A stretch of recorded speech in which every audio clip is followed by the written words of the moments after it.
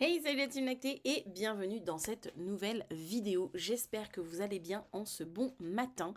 Et c'est parti pour une nouvelle actu à l'été. Alors comme d'habitude, si vous n'êtes pas abonné à la chaîne, eh bien abonnez-vous. Ça ne vous coûte rien du tout. Et en plus comme ça, vous pouvez même enclencher la petite cloche et être toujours prévenu des dernières actualités. Si jamais vous vous dites oui mais non mais moi la cloche ça fonctionne pas, j'ai pas les notifications, tout ça. Attention, plus d'excuses. Puisque vous le savez maintenant, j'ai créé une application d'allaitement pour vous faciliter votre allaitement en tant que parent. Et cette application, elle est téléchargeable sur les applis juste au-dessus de ma tête. Regardez bien parce que moi, à l'heure actuelle, là tout de suite, je ne porte pas mes lunettes pour vous éviter un affreux reflet dans mes lunettes des lumières qui sont en face de moi. Donc comme je suis myope comme une taupe, je ne vois strictement rien de ce qui se passe. Donc là, quelque part par là, il doit y avoir des logos. Voilà. Donc au lieu de vous foutre de moi parce que je vous vois derrière votre écran, allez donc télécharger l'application. Ça suffit maintenant. On ne se moque pas, des gens qui ont des soucis comme ça. Mais enfin. Bon, allez, c'est parti pour une actualité, et une actualité qui fait plaisir. J'ai envie de vous parler d'une initiative qui a été mise en place à Clermont-Ferrand, dans leur CHU, très précisément. Une initiative qui fait du bien, une initiative qu'on aimerait voir vraiment dans tous les CH et CHU, vraiment, j'insiste, tous, et qui, qui est bienveillante, je trouve, bienveillante, douce. On sent l'humain, on sent qu'on fait attention à l'autre, on sent qu'on prend soin de ses employés, on sent qu'on prend soin des femmes au sens large. Voilà, donc on va parler de cette actu et pour cela, je vais remettre mes lunettes afin de vous lire l'article. Bien entendu, si vous n'avez pas le temps de vous poser devant votre ordi, vous ne manquez rien, j'ai ma tête du matin, donc en même temps, et j'ai pas fait d'effort pour me maquiller, tout ça, vous me connaissez, nature peinture. Donc, eh bien, c'est pas grave, mettez des écouteurs, comme ça vous pouvez écouter, et de toute façon, je vous décrirai tout ce qui se passe sur l'écran. D'ailleurs, nous avons sur l'écran une très jolie photo d'une petite salle où nous voyons des petits fauteuils qui semblent fort confortables, dans lesquels on peut s'installer, somme toute, de manière confortable, donc dans une idée de continuité et de biological nurturing, la confortabilité traduit en français, vraiment avec des couleurs plutôt douces, bien décorées, vraiment, on sent que on aurait envie de se poser dans ce petit truc. On peut fermer des volets, ça semble cosy, il y a deux fauteuils, les sous-bassements sont en turquoise, on trouve un petit frigo, on y voit même un bon tire-lait, double pompage électrique à mon sens. Voilà, avec des petites affiches aussi. On voit des affiches d'allaitement au-dessus de la petite table sur laquelle il y a le tire-lait électrique mis à disposition. Donc vraiment une petite salle où on sent que on pourrait largement se poser là de façon tranquille et apaisée.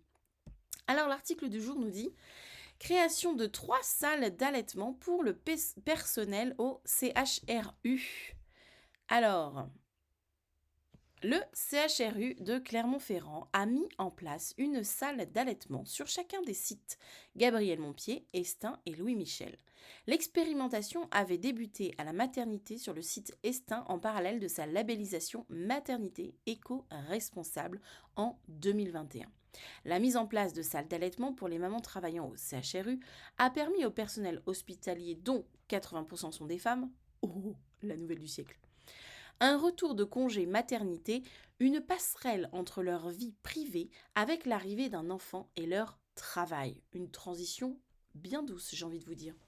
Comme le souligne Laure médecin, cette petite bulle de sérénité lui a permis de continuer d'allaiter son fils. Effectivement, je trouve que vraiment, voilà, cette petite bulle de sérénité, nous dit cette maman, et c'est ce que je disais, cette petite douceur, cette petite... On sent que ouf, déjà rien qu'en lisant cet article, moi je me sens très apaisée. Je sais pas vous, mais alors déjà moi je me dis ça devrait être tellement partout comme ça devrait être normal en fait. Vous voyez ce que je veux dire? Ça devrait être partout, partout, partout, partout comme ça.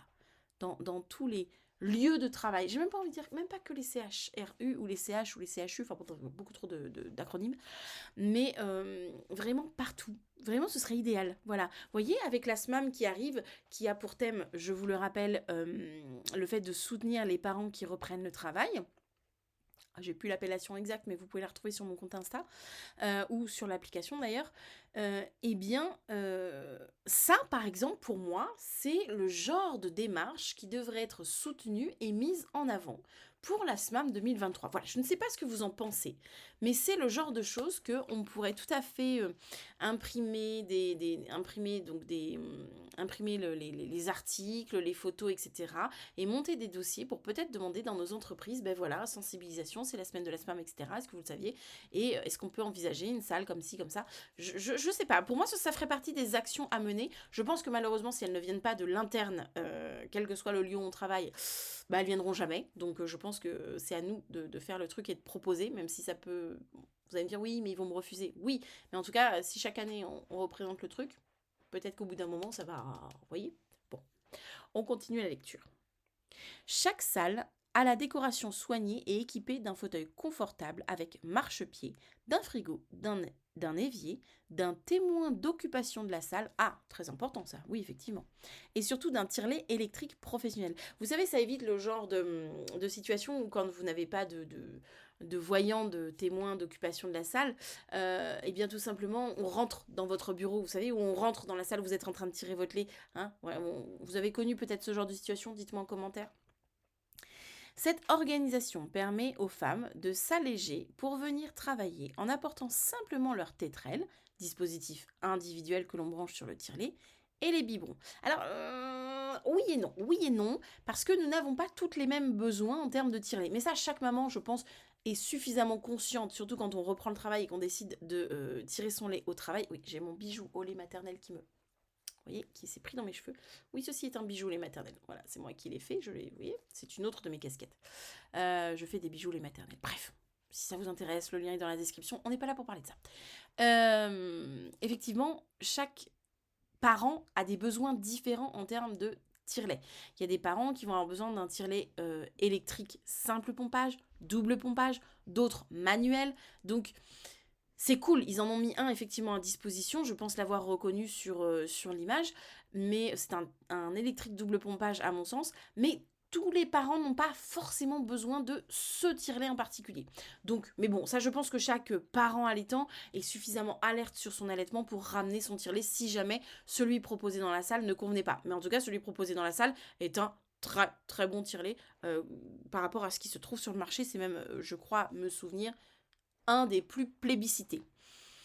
Et donc les biberons. Ah, il aurait été bien qu'ils parlent de contenant, vous voyez, pas de biberon, comme si forcément, autre que le sein, c'était forcément un biberon qu'on devait donner. Vous voyez comment un petit mot de vocabulaire va instiller des idées, des mythes dans la tête des gens, et comment après on a du mal à faire comprendre aux parents qu'il existe une multitude de contenants divers pour donner son lait. Donc moi, j'aurais parlé de contenant, parce qu'il y a des mamans qui vont vouloir le mettre tout de suite en sachet, par exemple. Ou il y a des tire-laits où on peut directement mettre un sachet de conservation de lait dessus. Donc, moi, j'aurais parlé de contenant, pas forcément de biberon. Je continue la lecture.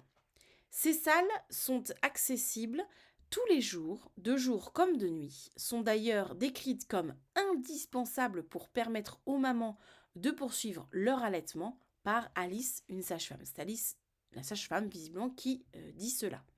La reprise du travail constitue souvent un frein dans la poursuite de l'allaitement, voire même dans le démarrage de celui-ci. Effectivement, je fais une parenthèse, il y a beaucoup de parents qui se disent « Mais non, mais je ne vais pas commencer à allaiter.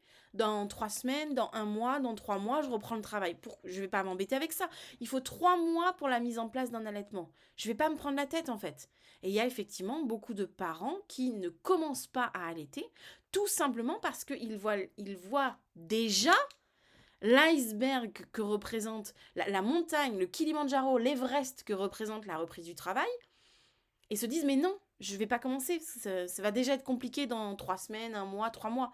Alors que bien souvent d'ailleurs quand on a commencé, en général, pas toujours, en général quand on a commencé on se dit ouais en fait je sais comment je vais m'organiser. Donc des fois le fait de commencer allège le mythe de croire qu'on ne va pas y arriver en reprenant le travail. Je prends jamais mes lunettes par la bonne bretelle. Et branche, pas bretelle. Et effectivement, bah, du coup, ça fait des allaitements qui ne démarrent pas. Mais savoir que sur votre lieu de travail, vous allez pouvoir... Enfin, en tout cas, vous avez tout à disposition, et même une salle hyper zen et tout pour pouvoir exprimer votre lait et donc continuer à allaiter. Effectivement, ça fait partie, à mon sens, des éléments qui encouragent l'allaitement. Dès le départ même. Je continue la lecture. Les salles d'allaitement permettent aux mamans et aux futures mamans de s'assurer du respect et du soutien de leurs employeurs dans leur projet d'allaitement. La maman, le bébé et l'établissement sont tous les trois gagnants. Oui, effectivement, rappelez-vous que il y a, je ne sais pas si c'est une étude qui l'avait démontré ou je ne sais plus où je l'ai entendu, mais effectivement, quand un bébé est allaité et que la maman fournit ou le parent fournit son lait pour la nounou ou la crèche. Non, c'était pas ça. C'était pas du tout cette idée-là que j'avais en tête. Pardon. C'était celle-ci. Souvenez-vous que l'allaitement a des bienfaits sur la santé de la mère et de l'enfant. C'était cette idée-là que j'avais en tête. Souvenez-vous que l'allaitement a des bienfaits pour la mère et pour le parent et pour le bébé, d'accord?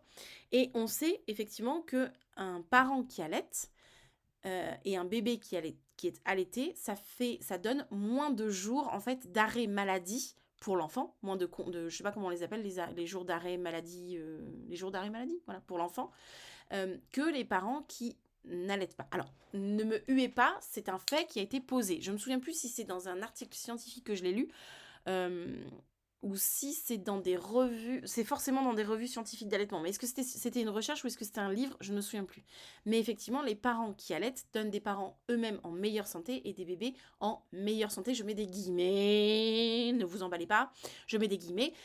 Et donc, ça fait moins de jours de posés pour des congés maladie, des jours maladie. Des jours de... Je sais pas comment on les appelle. Ah bon, bref, vous avez compris l'idée, voilà.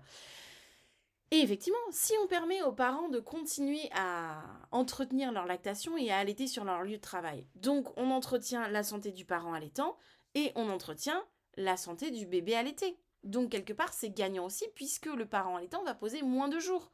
Puisque en pouvant aussi continuer à exprimer sur son lieu de travail, on va potentiellement s'éviter des engorgements, des mastites qui peuvent eux aussi donner des jours d'arrêt maladie parce que quand on a un engorgement ou une mastite, concrètement, c'est juste infernal. On a besoin de repos.